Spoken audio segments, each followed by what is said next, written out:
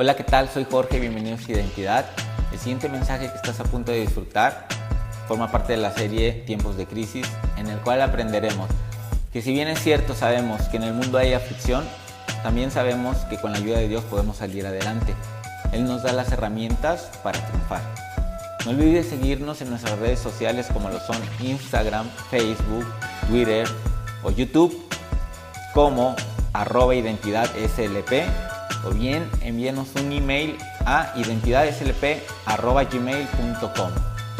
Esperemos disfrutes el siguiente mensaje. No olvides suscribirte y compartirlo.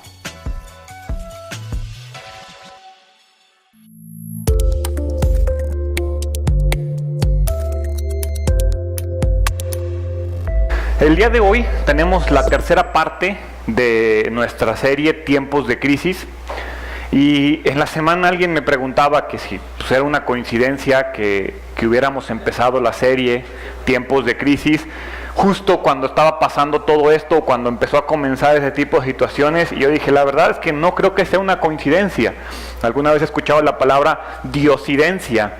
Y en realidad es eso. O sea, comenzamos esta serie porque estaban pasando algunas cosas. Recuerdo que en mi mente estaba el tema de las inundaciones en Houston, el tema del huracán que pegó también en lo que es Puerto Rico, República Dominicana y todas esas áreas, y la amenaza que había de que hubiera huracanes que afectaran también a México.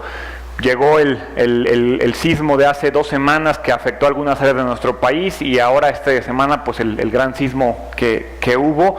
Y yo no creo que sea una coincidencia. Yo creo que Dios quería preparar a nuestra iglesia y quería preparar a la iglesia en el mundo para estos momentos.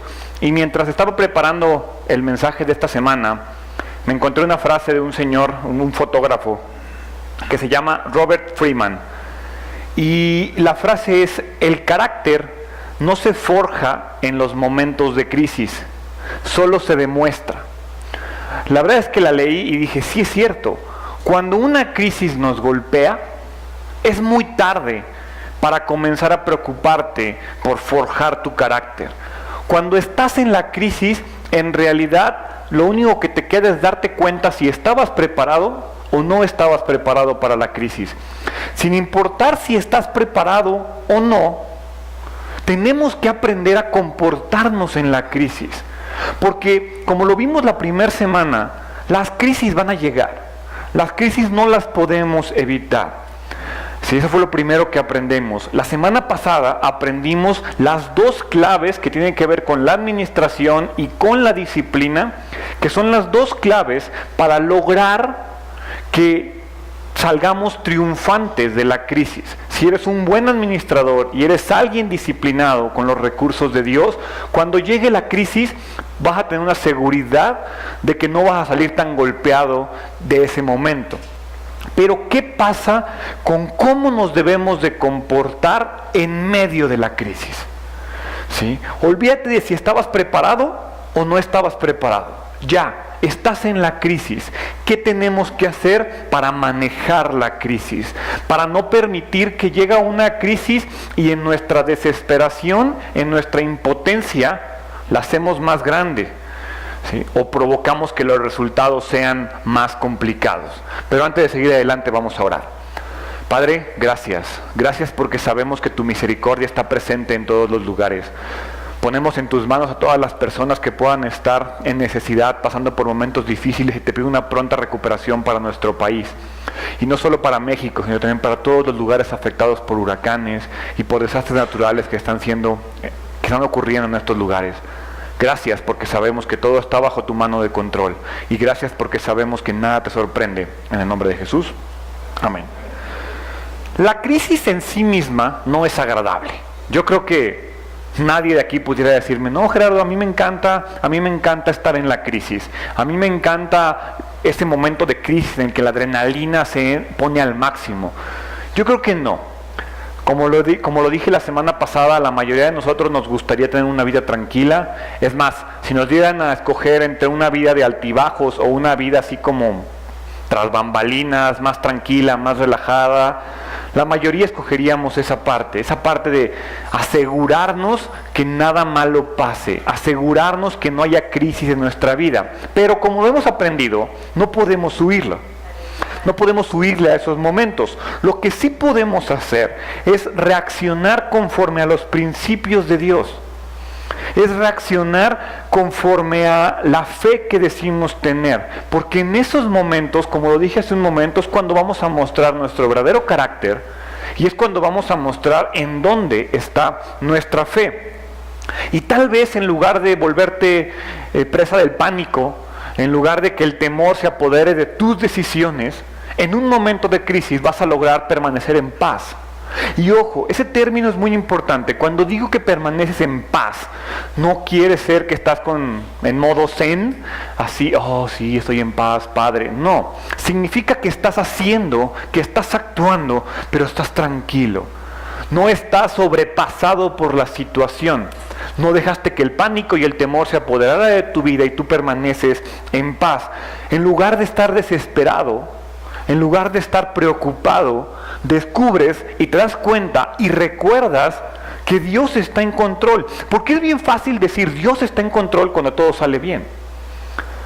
Como Sari decía hace un momento en la semana, alguien me preguntó, Gerardo, ¿tú crees que Dios está preocupado? Y sin dudarlo le dije, claro que no. Y la razón por la cual dije eso es porque la preocupación tiene la raíz en dos situaciones. La preocupación tiene la raíz en no saber qué hacer y en no poder hacer las cosas. Cuando uno de nosotros nos preocupamos, piensa en cualquier cosa que te preocupe. Cuando algo te preocupa, la razón por la cual tú debes estar preocupado es porque o no tienes idea de qué hacer, por lo tanto estás preocupado, ¿sí? O número dos, sabes qué tienes que hacer, pero no lo puedes hacer, entonces te preocupa tu incapacidad. Si lo traspasamos a Dios, Dios no puede sentir esa preocupación porque Dios todo lo sabe y Dios todo lo puede. Entonces, el tema de la preocupación viene de la impotencia, viene de la incertidumbre, y Dios ni es impotente ni vive en la incertidumbre. Entonces Él no se puede preocupar, tú y yo sí. Ahora, si tú me dices, oye Gerardo, pero a ver, yo sí sé qué hacer y yo puedo hacer las cosas, pero aún así estoy preocupado, entonces es otra cosa diferente. Porque si sabes qué hacer y puedes hacerlo, no te preocupes, ocúpate de hacer las cosas. Es bien entendible, ya hay situaciones en las cuales no podemos hacer las cosas y una preocupación es entendible, no justificada, pero entendible. ¿Por qué no es justificada? Porque la Biblia misma nos lo dice. Filipenses capítulo 4, versículo 6, lo aprendimos y lo leímos la semana pasada. Y es un versículo que debería de estar subrayado en su Biblia, que por cierto, si alguien no tiene Biblia, aquí tenemos Biblias para regalarles. Si alguien no tiene Biblia y quiere una, levante la mano y por ahí ahorita le hacemos llegar una Biblia de regalo. Nos encanta que todos tengan su Biblia, entonces si no tienen, con toda confianza. Filipenses capítulo 4, versículos 6 al 7. Instrucción divina, instrucción bíblica. No se preocupen por nada. ¿Cómo le hago para no preocuparme por nada? Ora por todo. Díganle a Dios lo que necesitan. Denle gracias por todo lo que Él ha hecho. Así experimentarán la paz de Dios que supera todo lo que podemos entender. La paz de Dios cuidará su corazón y su mente mientras vivan en Cristo Jesús. Entonces, ¿qué quiere decir? Que cuando no sabes qué hacer, cuando no puedes hacer lo que sabes que hay que hacer, tampoco está justificado sentir preocupación. En ese momento en el que no sabes qué hacer y no puedes hacer las cosas, es ora. Ora y deja que Dios te conforte. Porque cuando veíamos las imágenes en la tele de todo lo que estaba pasando en el temblor y no podías hacer nada, no era como que te podías teletransportar y empezar a sacar escombros, ¿sí? ¿Qué podías hacer? Cerrar los ojos, orar y poner a toda esa gente y todo nuestro país en necesidad, ¿sí? Y entonces dejar que la paz de Dios inunde tu corazón y que la paz de Dios te reconforte, que la paz de Dios elimine esa preocupación. Entonces no hay pretextos, la preocupación debería de ser algo inexistente en nuestras vidas. ¿Requiere disciplina? Por supuesto que lo requiere, pero tenemos que trabajar para eso, porque el tema es que cuando estás en crisis, cuando ya te atacó la crisis, pues tampoco es momento de preocuparte. Es momento de actuar, es momento de demostrar qué hay en ti, de qué estás hecho. Cuando estás en medio de la crisis, pasa algo muy particular. Tus prioridades se manifiestan. Porque les aseguro que en el momento en el que atacó el temblor en México, la gente lo que hizo fue correr y tratar de salvar lo más importante que pudiera. O sea, les apuesto que no había gente así, a ver, me pongo a buscar por aquí, ay, mi celular, ¿dónde lo dejé? Y mi Biblia, no, corrieron y agarraron a su familia y se salieron, ¿sí? Gente que agarró a sus mascotas, en ese momento de crisis, brota nuestro interior, brota lo que hay dentro de nosotros. Entonces, ¿cómo te comportas tú en la crisis? ¿Qué sale de ti? ¿Sale lo mejor? ¿Sale lo peor? ¿Sale el ego? ¿Sale la gratitud? ¿Qué sale? Porque hay gente que entra en crisis y la paga su familia. Hay gente que entra en crisis y la pagan sus vecinos, sus amigos, sus hijos. Cuando en realidad el momento de crisis debería de ser algo diferente para nosotros. Si llega un momento de crisis y resulta que mi prioridad es Dios, entonces lo único que voy a pasar es como un repaso. Es como si llegas a un examen para el que sí estudiaste. Estás en crisis, te pones, ya sé qué tengo que hacer. ¿Por qué? Porque Dios me lo ha enseñado. ¿Por qué he puesto a Dios primero en toda mi vida? ¿Sabes cuál es el problema? Que tú y yo entramos en crisis y ahí nos acordamos que tenemos un Dios. Ahí comienzan los hashtags, oremos por México, unidos en oración. Nosotros podemos traer la paz al mundo en oración. Y ojo, sí se puede. Pero Dios no espera que lo hagamos justo cuando tuvo que permitir que el mundo se sacudiera para que todos voltearan a Él. ¿Sí? Dios te dice, hazlo, y en el momento de la crisis, orar. Sí, claro, confiar. Dios está en control. Dar gracias por lo que tengo. Dar gracias, porque ¿cuántos de nosotros hemos dado gracias que en San Luis no pasó nada? Que en San Luis no se sintió. O si medio se sintió, nomás fue más alboroto que otra cosa. ¿Cuántos han cerrado sus ojos y dicho, gracias Dios, porque en mi ciudad no pasó nada?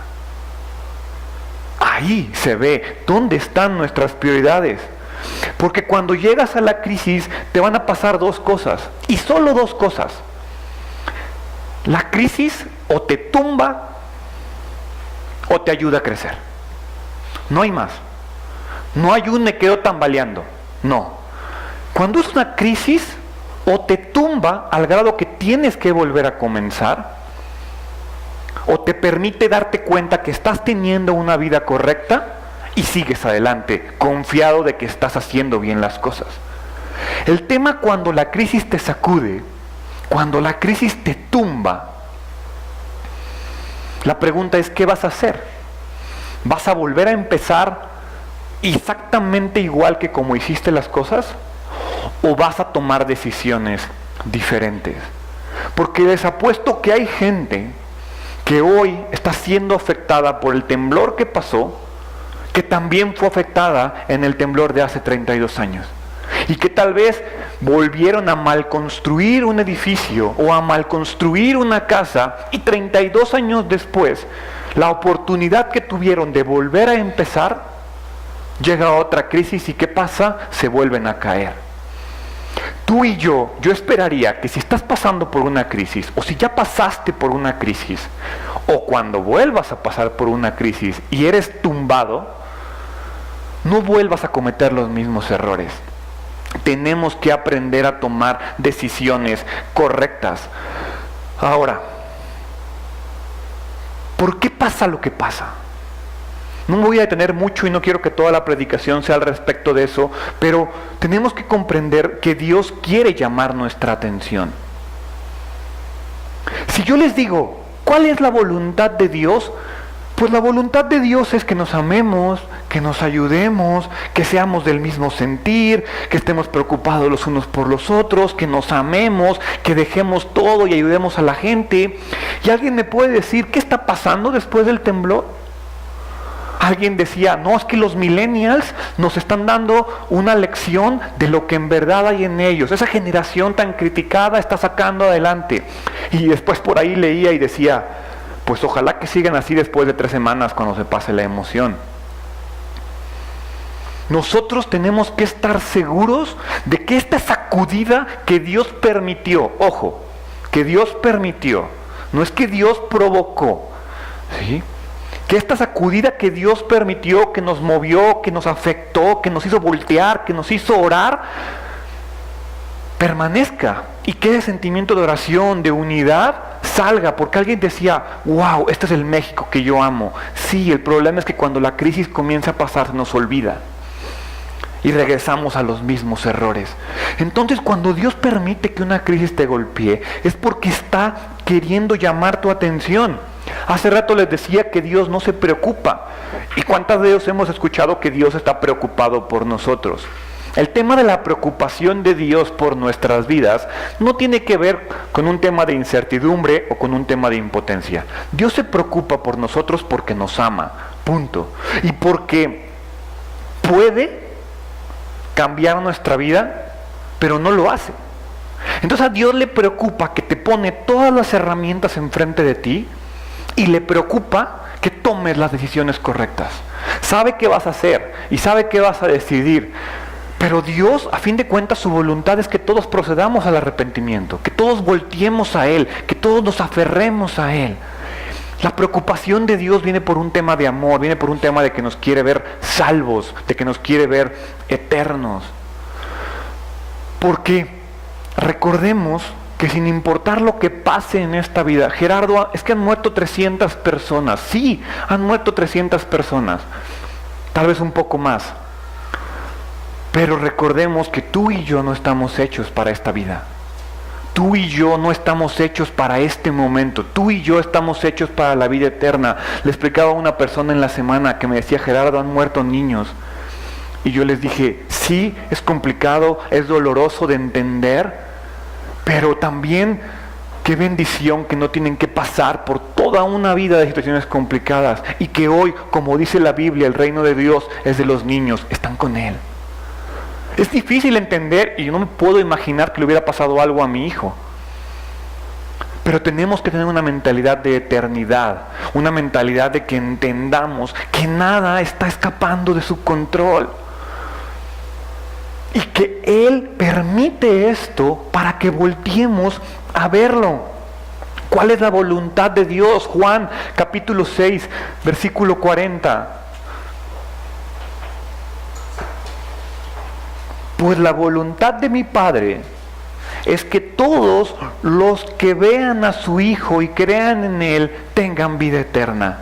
Y yo lo resucitaré en el día final. Esa es la voluntad de Dios. ¿En alguna parte ves que diga, la voluntad de mi Padre es que tengas una vida color de rosa? La voluntad de mi Padre es que tengas una vida llena de bendiciones y alegrías. Dice, la voluntad de mi Padre es que veas a su Hijo, que creas en Él y tengas vida eterna.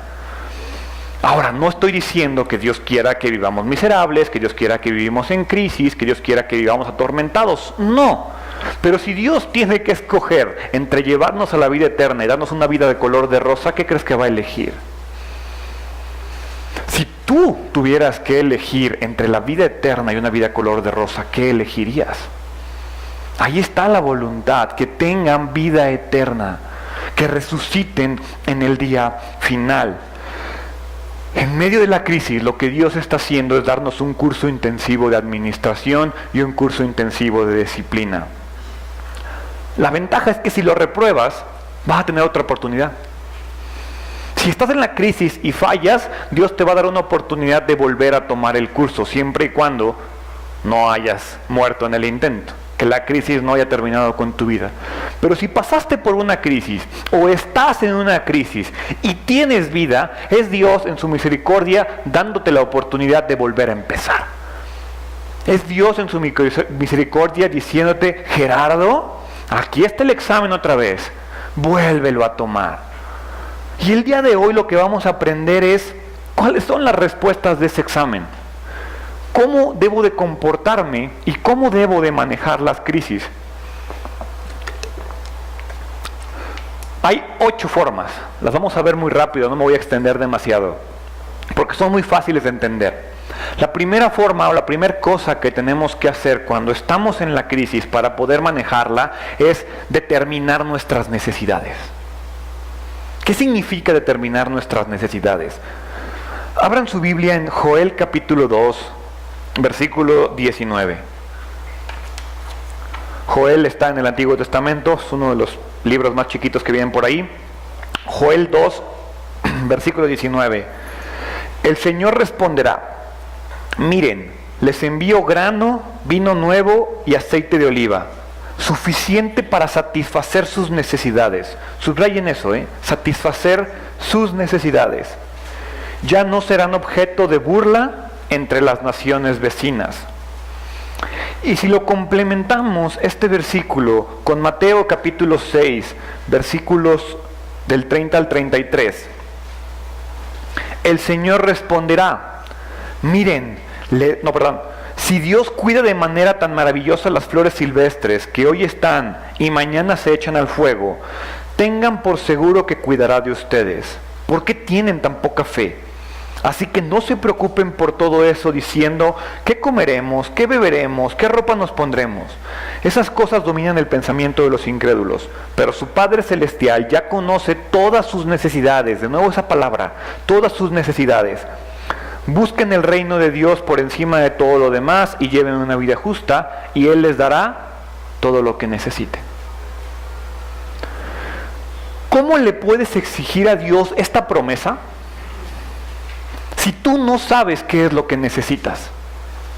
Si tú no has determinado qué es lo que necesitas, ¿cómo le vas a decir a Dios, dame todo lo que necesito? Porque se lo puedes decir. ¿Y qué tal si Dios te lo da y tú ni cuenta te das que ya te lo dio porque no eres consciente de que lo necesitas? Tenemos que determinar nuestras necesidades para poder decirle a Dios, Dios, dame lo que necesito. Porque ¿sabes algo? Dios ya sabe lo que necesitas. Y te va a dar lo que necesitas. Y te va a dar los recursos necesarios para que tengas lo que necesitas. No es un problema de que Dios no esté cumpliendo su promesa. El problema es tuyo y mío. Que no estamos buscando lo que necesitamos. Es como si Dios te dice, mira, lo que necesitas es esto. Y tú cierras los ojos y te volteas. A lo largo de la predicación voy a poner un ejemplo muy sencillo. Y esto es como ir al supermercado. Si tú vas al supermercado y no sabes qué comprar, ¿qué va a pasar? Vas a regresar con las galletas, vas a regresar con las palomitas, vas a regresar con la botana, vas a regresar con la cerveza y no compraste lo que sí tenías que comer.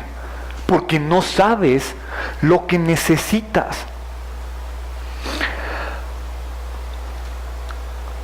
¿Cuántos de ustedes sabían o cuántos de ustedes hacen una lista cuando van al supermercado? Muy bien. Obviamente las mujeres son las que levantan la mano. Los hombres damos por papas y ya. Ahora, ¿cómo hacen esa lista?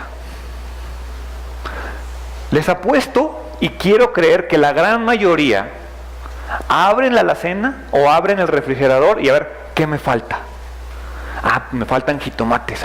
Pues agarro jitomate. Me falta atún. Pues pongo en mi lista que me falta atún. Pero también, ¿cuántas veces nos pasa que al final de la semana estamos tirando cosas que compramos y que nos sobraron? ¿Y sabes por qué? Porque determinaste tus necesidades en base a lo que te faltaba, no en base a lo que querías hacer. El súper lo deberíamos de hacer con un menú en la cabeza. ¿Qué voy a hacer de comer mañana? Voy a hacer esto, esto, esto y esto. Entonces sí, tengo esto y esto, me falta comprar solamente esto. Porque el problema es que tú y yo queremos tener el refri lleno de todas las cosas para que cuando queramos podamos decidir, mira, sí tengo todo lo que necesito, pero así no funciona. ¿Cuántas veces te pasa que llegas al refri, a la alacena, lo abres y dices, ay, no tengo nada para comer? Y hay muchas cosas, el tema es que no está lo que quieres preparar. Entonces estamos determinando nuestras necesidades mal.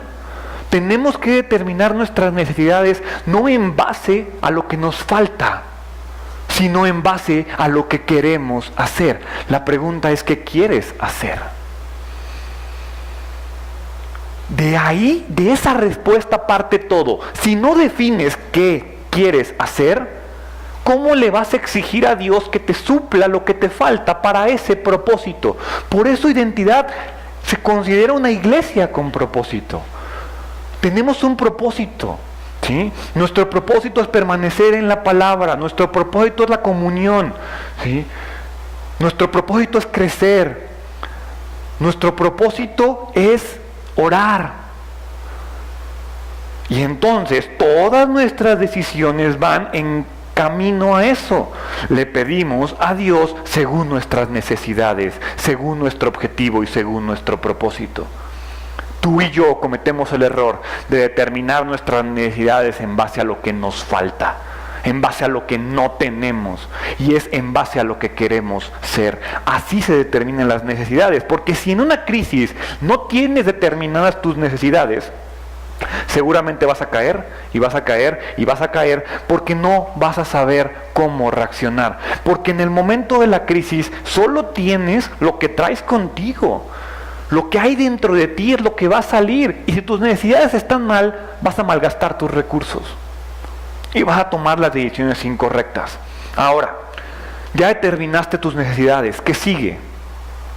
Decide conforme a tus necesidades, porque ya hiciste tu lista, ya que sabes qué es lo que quieres hacer, y entonces llegas al supermercado, ¿sí? No, más, ni vas al supermercado, ya tienes tu necesidad de cosas, la pones en el refri con un imán así bien padre y te pones a orar.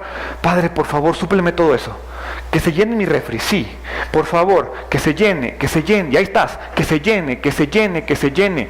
Y Dios te dice, a ver, te di un trabajo, te di recursos, te puse el supermercado atrás de tu casa, agarra la lista y ve a comprar las cosas con los recursos que ya te di.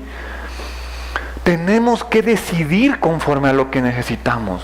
Tenemos que perseguir nuestras necesidades. Dios te va a suplir las necesidades, pero no te las va a aparecer mágicamente. No es un genio de la lámpara, no es Santa Claus. Dios te va a dar herramientas y te va a dar las cosas necesarias. Ve lo que dice Lucas capítulo 12, versículo 47. Es una llamada de atención.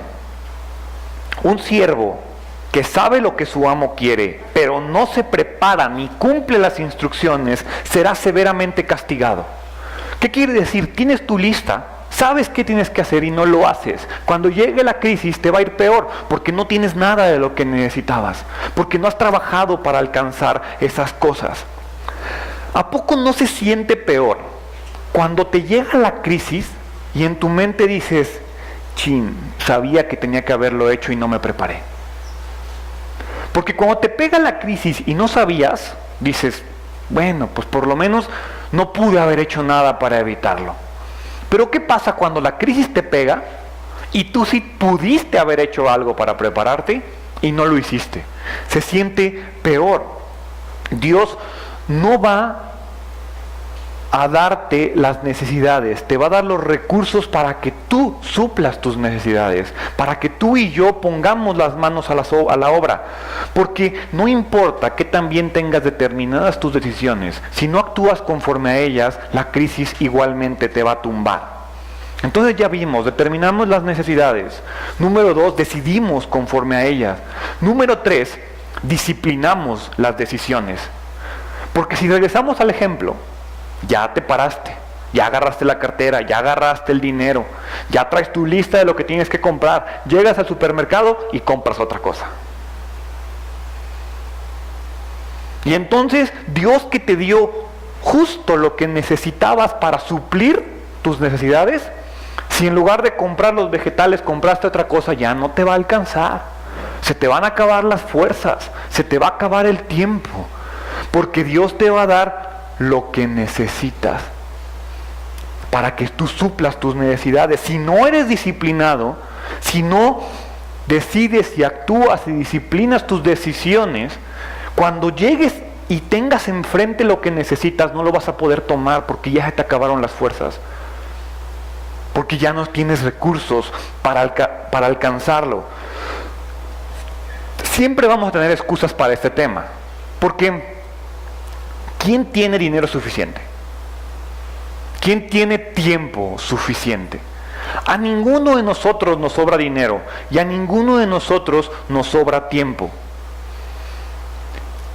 Pero, ¿cuántos de ustedes han registrado alguna vez sus gastos completitos?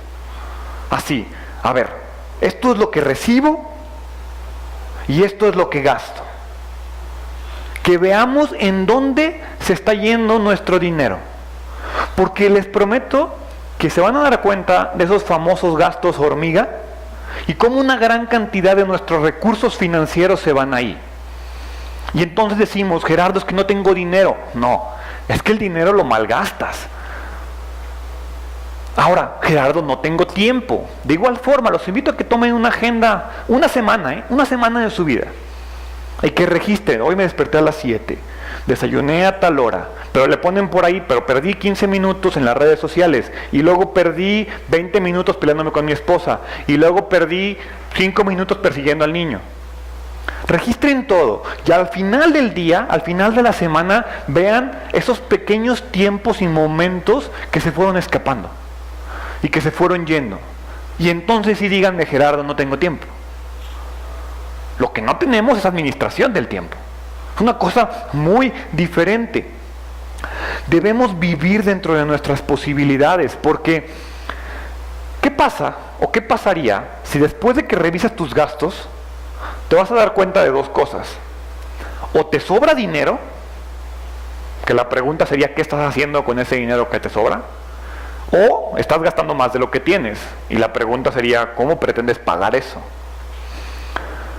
Tenemos que acostumbrarnos a vivir dentro de nuestras posibilidades. ¿Por qué? Porque Dios te va a dar las posibilidades. ¿Para qué? Para que suplas tus necesidades. No te va a dar más, ni te va a dar menos. Te va a dar lo que necesitas.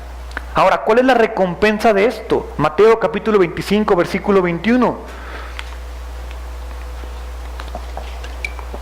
El amo dijo: bien hecho, mi buen siervo fiel, has sido fiel en administrar esta pequeña cantidad, así que ahora te daré muchas más responsabilidades. Ven a celebrar conmigo. Dios te va a dar lo suficiente para tus necesidades. Si lo administras bien y suples tus necesidades, entonces Dios te va a comenzar a dar más. Y entonces tal vez ya no nada más van a ser necesidades, tal vez vas a poder tener algo más y disfrutar un poquito más. Dice ahí, ven a celebrar conmigo. Pero si tú no administras eso poquito que crees tener, y ojo, que crees tener, ¿cómo Dios va a decir, te doy más? El ejemplo en la Biblia es muy claro. Si tú eres el dueño del recurso, se lo das a tu trabajador, y tu trabajador te lo trabaja, te lo administra y disciplinadamente te regresa dinero con creces, ¿qué vas a decir? No, hombre, déjame, le doy más a ese cuate, me conviene invertir en él. Pero si eres el que se queda con el recurso y no hace nada, no lo pone a trabajar, Dios va a llegar y te va a decir, hijo chavo, perdóname, este recurso se lo tengo que dar a esta persona que sí está haciendo las cosas. A esta persona que sí está determinando sus necesidades conforme a mi palabra, que está viviendo conforme a mi palabra y que está disciplinado conforme a mi palabra. ¿Sí? La cuarta cosa que tenemos que hacer es deshacernos de lo innecesario. Porque, retomando el ejemplo, ya fuiste al súper, ya compraste todo lo de la lista, justo, la cuenta te salió exactita. Llegas y no tienes espacio para guardar las cosas que compraste, porque no quieres sacar lo que está echado a perder en tu corazón, porque no quieres sacar lo que ya no sirve de tu alacena. Aquí tienes las cosas y no quieres ceder lo que ya hay ahí. Ya sabes que Dios es lo que necesitas y ya sabes que tienes que dejarle un espacio a Dios en tu corazón, pero está el ego, pero está la vanidad, pero está ese sentimiento de que yo puedo más que Dios y que Dios no sabe lo que yo necesito. Y entonces ya te esforzaste, hiciste muchas cosas, pero no le das su lugar a Dios. Pues entonces de nada sirvió que Dios te diera lo que necesitabas y tú no lo agarraste y tú no lo hiciste tuyo y decidiste quedarte con lo que no te sirve en tu vida. Primera de Corintios capítulo 6 versículo 19. ¿No se dan cuenta de que su cuerpo es el templo del Espíritu Santo, quien vive en ustedes y les fue dado por Dios? Ustedes no se pertenecen a sí mismos, porque Dios los compró a un alto precio. Por lo tanto, honren a su Dios con su cuerpo. Dios es el dueño de nuestra vida, lo queramos reconocer o no. ¿Qué tienes que hacer? Deshazte de todo lo que no sea Dios. Y cuando digo deshazte de todo lo que no sea Dios, no les estoy hablando que dejen su trabajo, dejen a su familia y se dediquen a alabarlo y estudiar la palabra, no. A lo que me refiero cuando le digo quiten todo lo que no sea Dios, es que no tomen sus decisiones basadas en otras cosas. ¿Por qué? Porque vamos a suponer, eres un buen administrador, ¿sí?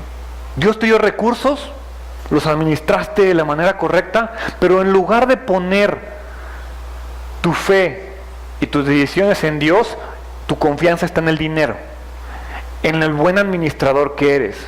¿Qué va a pasar cuando ese recurso se acabe? ¿Qué va a pasar cuando Dios corte esa llave? Vas a empezar a patinar, vas a empezar a fallar. Suponte que eres alguien disciplinado, que viene a la iglesia, que estudia, que diezma, que va a los grupos, que apoya, pero pones tu fe y tu confianza en el pastor, pones tu fe y tu confianza en la iglesia. ¿Qué va a pasar cuando la iglesia y el pastor te fallen? Tienes que quitar lo innecesario. Y vengo a la iglesia por Dios, esté quien esté al frente, ¿sí? Administro mis recursos por Dios, confiando en el que me va a dar lo que necesito. Tomo las decisiones por Dios. A eso se refiere con deshazte de lo innecesario. Estamos en una gran misión y no tenemos que permitirnos distraer. Nehemías lo dice muy padre en capítulo 6, versículo 3 de Nehemías. De modo que le respondí con la siguiente mensaje: estoy ocupado en una gran tarea, así que no puedo ir. ¿Por qué habría de dejar el trabajo para ir a encontrarme con ustedes? No se distraigan. No piensen en cosas que no tienen sentido. Solo permitan que lo necesario, eso que determinaron en el punto 1, eso sea lo que esté en ustedes. Y conforme a eso, tomen sus decisiones. Determinamos nuestras necesidades, decidimos conforme a ellas, disciplinamos nuestras decisiones, nos deshacemos de lo innecesario. Lo siguiente es: desarrolla la sabiduría. En los momentos de crisis es bien fácil distraerte tratando de encontrar esa cosa que te va a sacar de la crisis, tratando de encontrar el hilo negro que va a responder todos tus problemas. Y estás en medio de la crisis y quieres encontrar esa acción mágica que te resuelva todas tus malas decisiones del pasado. Eso no es sabio. Eso no es lo correcto. La clave para manejar la crisis es la sabiduría.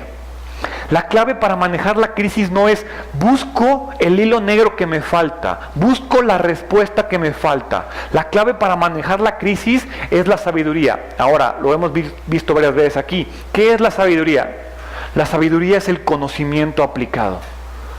Todo eso que aprendiste, todo eso que sabes, todo eso que alguna vez escuchaste, lo aplicas. Entonces, tengo una crisis, no es busco la respuesta hacia afuera, es veo que tengo dentro de mí y confío que Dios me ha dado la posibilidad y la respuesta. Proverbios capítulo 4, versículo 7. Adquirir sabiduría es lo más sabio que puedes hacer. Y en todo lo demás que hagas, desarrolla buen juicio. Es un versículo que me fascina. Adquirir sabiduría es lo más sabio que puedes hacer. Para todo lo demás, desarrolla buen juicio. ¿Qué es el buen juicio? Tomar decisiones adecuadas. tomar decisiones conforme a tus necesidades. El buen juicio es, tengo lo que tengo que comprar y lo que no tengo que comprar. El buen juicio es, agarro lo que me sirve, agarro lo que yo mismo determiné que necesitaba. Porque ponte a pensar, cuando una empresa entra en crisis, ¿qué es lo primero que hace? Se deshace de todo lo que no le sirve. Y lo segundo que hace es, con lo que le queda, con lo bueno que tiene, lo pone a trabajar. ¿Qué está haciendo? Agarrando lo que le sirve, siendo sabio y tomando decisiones. Hay que ponernos a hacer lo que ya sabemos que funciona. En medio de la crisis no es busco a que Dios me dé la respuesta. En medio de la crisis es veo qué respuestas ya me ha dado Dios y las aplico. Porque hay muchas veces que escuchas a un pastor decir algo y desde tu lugar, en medio de la no crisis, oh sí, amén, gloria a Dios, lo que dijo, wow, hasta lo tuiteas. Y estás en la crisis y ese pensamiento que te servía se te olvida. No lo aplicas. Y entonces estás buscando, Dios, ¿por qué no me ayudas? Y Dios te dice, ya te ayudé, ya lo tuiteaste, checa tu Twitter, ahí está. Aplícalo, sé sabio. Santiago 1:5 te dice, si necesitas sabiduría, pídesela a nuestro generoso Dios y Él te la dará. Nunca te va a regañar Dios por pedirle sabiduría. Nunca. Lo siguiente es, da valor a lo que tienes. ¿Qué significa darle valor a lo que tienes? Muy sencillo, sea agradecido. Es bien fácil en medio de la crisis darte cuenta de todo lo que no tienes, de todo lo que te falta, de todo lo que perdiste. Pero en medio de la crisis no es momento de ver lo que no tienes. En medio de la crisis es momento de dar gracias por lo que sí tienes. En medio de la crisis es momento de ver tus talentos, de ver los recursos que tienes olvidados. Es momento de valorar. Colosenses capítulo 3, versículo 15. Y que la paz que viene de Cristo gobierne en sus corazones. Pues como miembros de un mismo cuerpo, ustedes son llamados a vivir en paz y sean siempre agradecidos. Hace rato les decía, ¿cuántos hemos dado gracias a Dios de que nuestra ciudad no se vio afectada? ¿Cuántos de ustedes le dieron gracias a Dios porque hoy despertaron? ¿Cuántos de ustedes le dieron gracias a Dios porque tienen una persona sentada al lado suya? Y si vinieron solos, pues ¿cuántos de ustedes le dieron gracias a Dios porque pudieron llegar el día de hoy? Denle gracias a Dios por lo que tienen. ¿Cuándo fue la última vez que lo hiciste? Porque nos encanta recurrir a Dios para pedirle las cosas que no tenemos. Pero se nos olvida constantemente recurrir a Dios y decirle, gracias por lo que sí tengo. En nuestras oraciones deberíamos de comenzar con un gracias Dios porque estoy vivo. Gracias porque tengo vida. Gracias porque tengo la posibilidad de orar. Gracias porque estableciste una relación conmigo. Y entonces sí, Padre, ayúdame con esto. Si es tu voluntad, ayúdame con esto. Deberíamos de pasar más tiempo dando gracias, dándole valor a lo que Dios nos ha dado, que deseando las cosas que no tenemos. Porque cuando agradecemos lo que tenemos, le estamos dando valor a esas cosas. Y entonces lo vas a poder usar sabiamente. ¿Cuántas veces han escuchado la frase? Si la vida te da limones, haz limonada. En medio de la crisis no es momento de buscar la gran respuesta, es momento de ver qué puedo hacer con lo que sí tengo.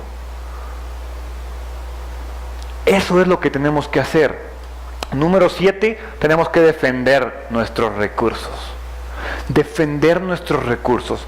Me puse a hacer unos cálculos en la semana y me puse a pensar cuántos de nosotros vivimos al día. Y pensé, y no me quise ir en una frase, en una cantidad muy elevada, pero dije, vamos a suponer que alguien gana 10,000 pesos al mes. 10,000 pesos al mes y que en promedio haya trabajado 10 años. ¿Sí? Si ya los trabajaste, analízalo.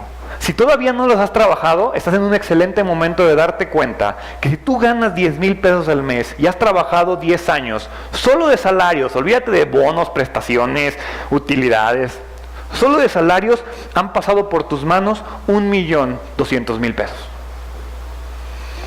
Y si tú defendieras tus recursos y dijeras, voy a ahorrar el 10%, en tu cuenta de ahorros, mínimo tendrías 120,000 pesos.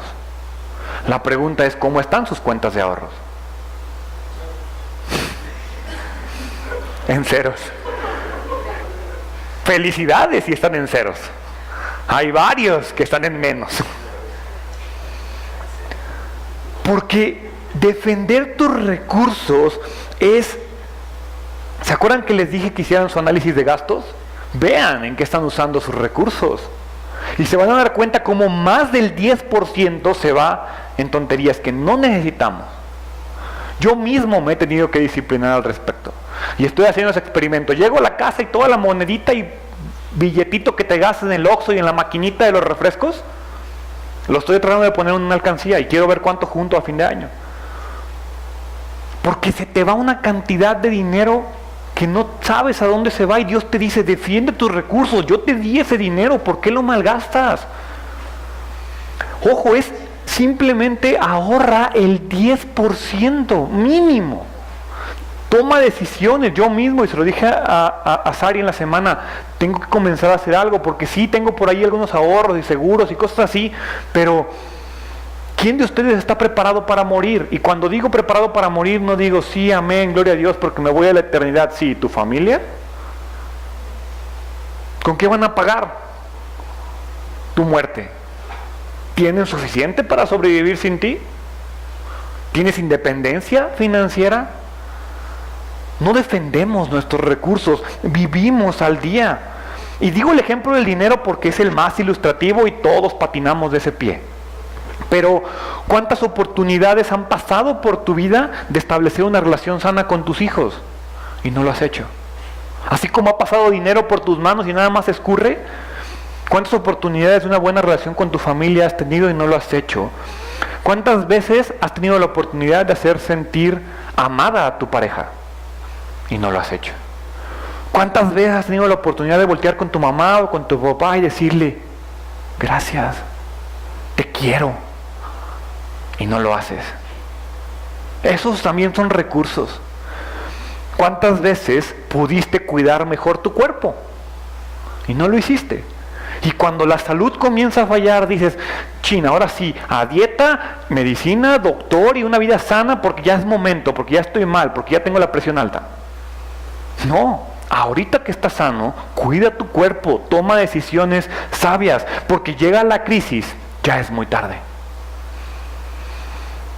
Todos debemos aprender a defender lo que tenemos. Tenía una amiga que decía que le pedía a Dios que le diera la habilidad de administrar su cuerpo. No tengo una mejor frase. No sabemos administrar nuestro cuerpo. No sabemos gobernar nuestro cuerpo. ¿Cómo pretendemos que Dios nos dé más si lo poquito que tenemos, ese cuerpo ahí que está medio chafilla, no lo atiendes, no lo trabajas, no lo cuidas? Gerardo, no tengo nada. Tienes un cuerpo, trabaja en él.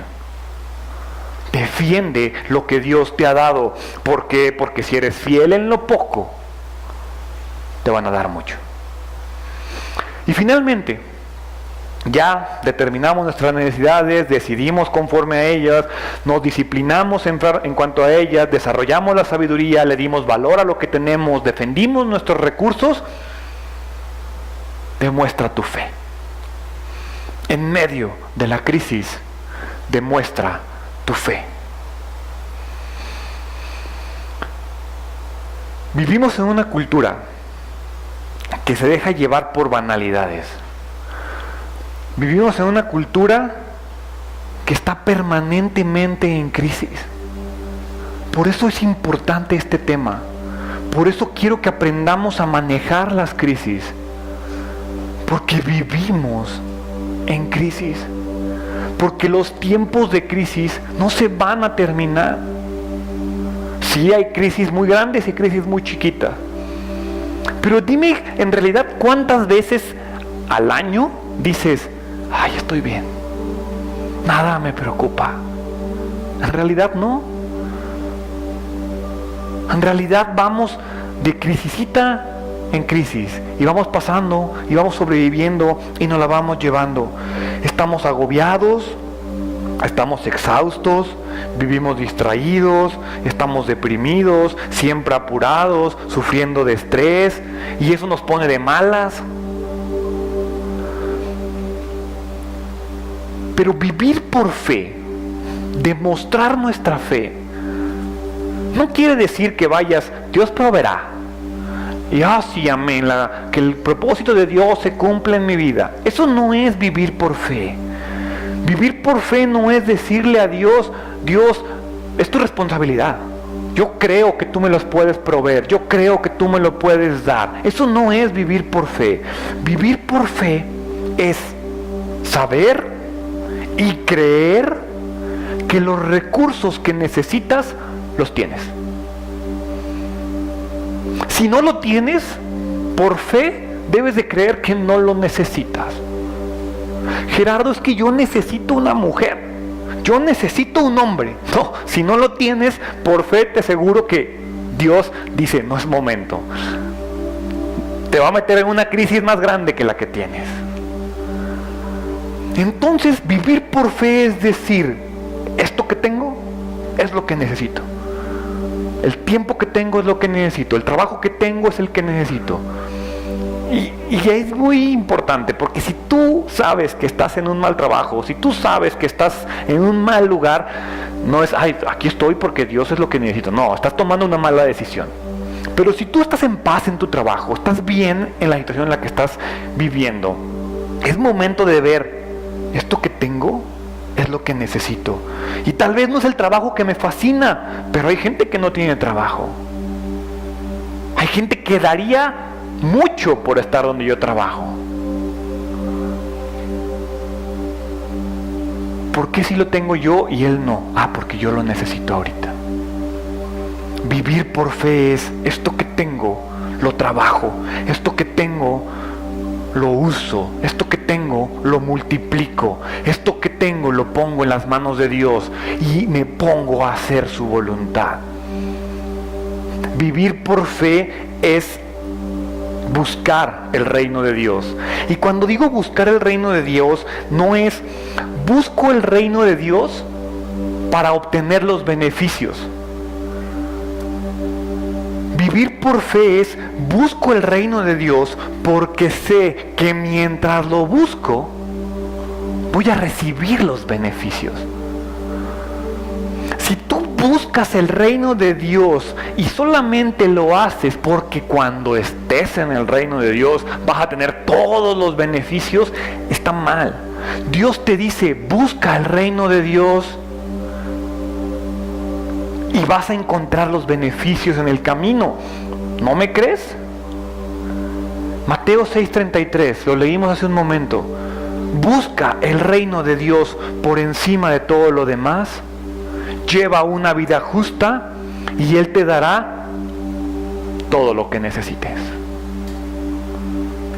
Y no todo lo que necesitas al final de los tiempos, todo lo que necesitas conforme vas buscando el reino de Dios. Voy buscando el reino de Dios, necesito esto, Dios te lo da. Vas buscando el reino de Dios, necesitas esto, Dios te lo da. Así funciona, y eso es vivir por fe, es trabajar. Por fe sabemos y creemos que los beneficios los obtenemos mientras trabajamos, mientras buscamos. Los recursos y la provisión que necesitas no deben de ser el objeto de nuestra fe, deben de ser el resultado de nuestra fe. Las crisis llegarán, lo estamos viendo. Si no me crees, abre Facebook, abre Twitter y ahí están las crisis. Las crisis existen, pero para los que buscamos el reino de Dios, todo lo demás será añadido. Un habitante del reino de Dios no huye de las crisis. Un habitante del reino de Dios vive por fe en medio de la crisis. Porque fue lo que hizo Pedro. ¿Se acuerdan cuando veíamos? Jesús no calmó la tormenta, pero lo puso a caminar sobre el agua. Le dijo: salte de la seguridad de tu barco y camina sobre la tormenta. Y Pedro pudo hacerlo hasta que se distrajo. Hasta que dejó de buscar el reino de Dios, se comenzó a hundir. La crisis no se va a detener. Romanos capítulo 8, versículos 35 al 39. ¿Acaso hay algo que pueda separarnos del amor de Cristo? ¿Será que Él ya no nos ama? Si tenemos problemas o aflicciones, si somos perseguidos o pasamos hambre, o estamos en la miseria o en peligro o bajo amenaza de muerte. Como dicen las Escrituras, por tu causa nos matan cada día, nos tratan como ovejas en el matadero. Claro que no. A pesar de todas estas cosas, a pesar de las crisis, a pesar de los temblores, a pesar de las necesidades que estamos viviendo, a pesar de todas estas cosas, nuestra victoria es absoluta por medio de Cristo, quien nos amó. Y estoy convencido de que nada podrá jamás separarnos del amor de Dios, ni la muerte ni la vida, ni ángeles ni demonios, ni nuestros temores de hoy, ni nuestras preocupaciones de mañana. Ni siquiera los poderes del infierno pueden separarnos del amor de Dios. Ningún poder en las alturas ni en las profundidades. De hecho, nada en toda la creación podrá jamás separarnos del amor de Dios que está revelado en Cristo Jesús, nuestro Señor. Ninguna crisis, ninguna tormenta, ninguna necesidad, nada te puede separar del amor de Cristo. Y eso es vivir por fe. Porque en ese momento tú tienes que ser el faro que guía a la gente a Cristo. En medio de la crisis la gente tiene que ver, ese cuate, ¿por qué sabe caminar en el agua? ¿Por qué no se ahoga? ¿Por qué está en paz? ¿Por qué está seguro? Porque sabemos que el amor de Dios no se aparta de nosotros. Porque sabemos que Dios está en control. Porque sabemos que no existe una crisis demasiado grande para Dios. Porque Dios se asegura de que su pueblo pueda conquistar, pueda vencer toda circunstancia adversa. Y porque sabe que Dios nunca va a ocultar su amor. En este momento de crisis es cuando más evidente es el amor de Dios. ¿Por qué? No porque aparezca más, porque no te queda de otra más que recurrir a Él. Dios está llamando nuestra atención. Volteemos a Él. ¿Por qué no cierras tus ojos? Padre, gracias por la crisis. Gracias porque me has derribado muchas veces, pero me he podido levantar. Gracias porque me has ayudado a crecer en medio de la crisis. Gracias porque en medio de la crisis me doy cuenta de ti. Gracias porque en medio de la crisis me puedo sustentar en tu amor. Te pido que me des la disciplina, la administración, que me ayudes a determinar mis decisiones y mis necesidades. Ayúdame a ser sabio, ayúdame a vivir por fe, ayúdame a ser un faro en medio de la crisis. Padre, quiero ser tu hijo, quiero vivir conforme a tu voluntad, quiero entregarme a ti y aprender a manejar las crisis. Pongo en tus manos a todas las personas, pongo en tus manos a nuestro México. Permítenos recuperarnos, permítenos salir adelante, pero sobre todo, Padre, permítenos no cometer los mismos errores, permanecer unidos y hacer tu voluntad. Que esta fuerza poderosa que se ha manifestado por tu amor permanezca siempre en nuestros corazones. Déjanos darte tu lugar, ese lugar que tú compraste en la cruz. Me entrego a ti porque soy tuyo, porque por tu sangre soy tuyo. Gracias en el nombre de Jesús. Amén. ¿Por qué no se ponen de pie? Y recuerden, no existe crisis demasiado grande para nuestro Dios. Iglesia de Identidad, que el Señor te bendiga y te guarde. Que el Señor te mire con agrado y te extienda su amor. Que el Señor te muestre su favor y te conceda la paz. En el nombre de Jesús. Amén. Y les voy a pedir que mientras se van, le den un abrazo a la persona de al lado y le den gracias a Dios porque está al lado de ustedes. Que Dios los bendiga.